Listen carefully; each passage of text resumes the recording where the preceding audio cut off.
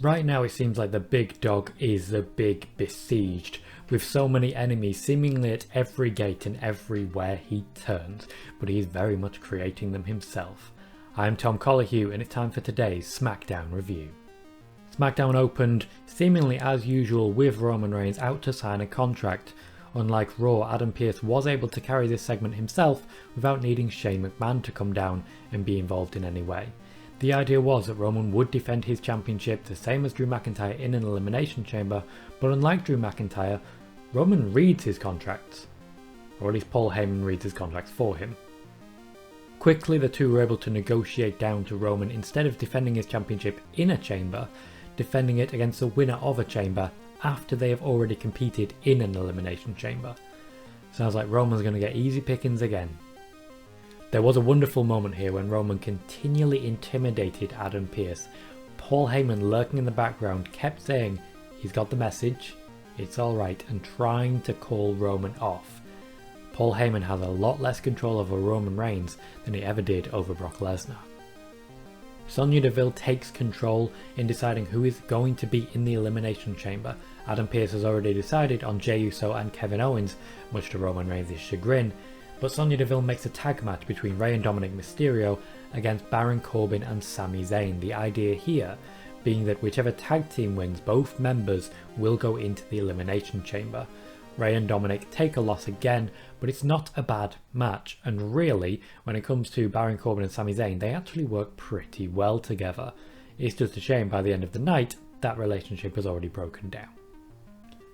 Personally, I always thought Sami was a trustworthy guy, but apparently not.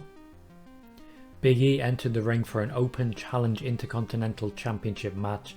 Apollo Crews answered, but Big E refused to wrestle him after having wrestled him so many times. There was a wonderful little exchange where the microphone went down, you could still roughly hear what they were saying, and Big E essentially told Apollo Crews, go back to catering. Apollo Crews refused. However, there was another challenger in the form of Shinsuke Nakamura.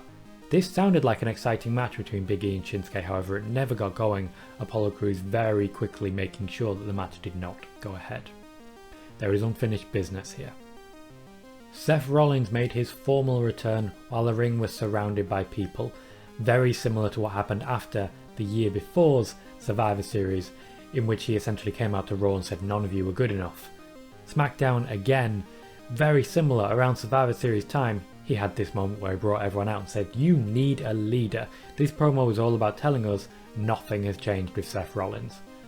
Also, however, it looks like we may be getting a feud between Seth Rollins and Cesaro, which could be a lot of fun. If you remember back to the Royal Rumble, they were trying to generate a friendship between them, with Cesaro trying to eliminate Seth, and Seth basically saying, I thought you were my friend. That's never been established. That's never actually been established in kayfabe. I know they're actually friends. They have reviewed Game of Thrones together on camera and so on and so forth. So they're the people that we know pretty well as a unit, but it's never been established on camera. Honestly, I'm just grateful that nobody lost an eye again. That was the whole thing. Bayley defeated Liv Morgan in a match that essentially didn't really advance anything, but did make Liv Morgan look very good against a top caliber opponent. Keeps everyone on TV, keeps Billie Kay having her moment on the outside. I didn't mind this. Otis and Chad Gable lose for the second week in a row, clean as you like, this time to the Street Profits. They've already challenged the Street Profits again for next week. I don't think that's going to go any better. Sasha Banks made her ring entrance and essentially called out Bianca Belair. These two women both seem to really want this match at WrestleMania, so I don't know why they're bothering messing around, making it look like Bianca Belair might challenge someone else. They are interrupted after the initial promo is interrupted, because it's WWE and nobody can finish a promo without being interrupted, by Nia Jax and Shayna Baszler, the current women's tag team champions, who can of course go on any show. This essentially served two things. Firstly, it meant that we got another moment of Sasha Banks and Bianca Belair looking like a tag team, and I suspect this is a tag team match we're going to see soon. And secondly, it meant we got to focus on Nia Jax's butthole again. Yeah. Our main event for the evening, also for a spot in the Elimination Chamber, was Daniel Bryan and Cesaro facing off with Robert Roode and Dolph Ziggler. The tag team champions would not end up going into the Elimination Chamber after being beaten clean by Cesaro and Daniel Bryan.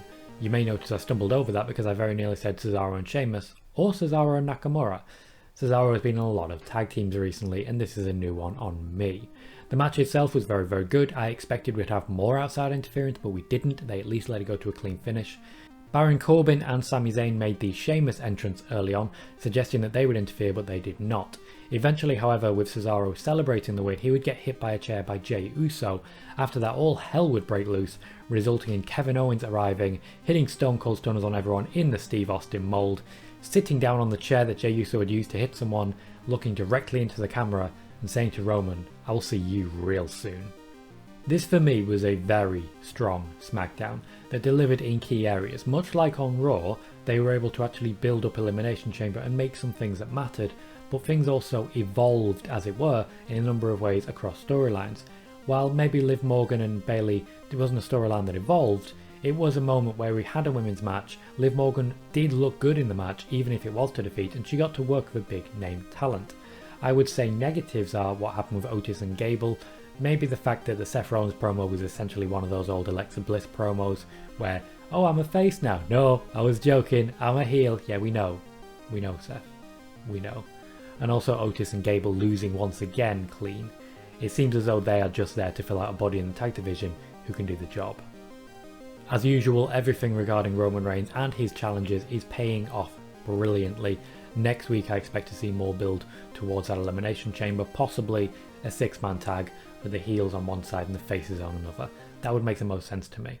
My one concern though out of this show is that Shinsuke Nakamura's push seems to have been completely abandoned. Let me know what you thought down in the comments. Please do remember to subscribe if you haven't. Like if you can. I have been Tom Colohue, and I will see you next time.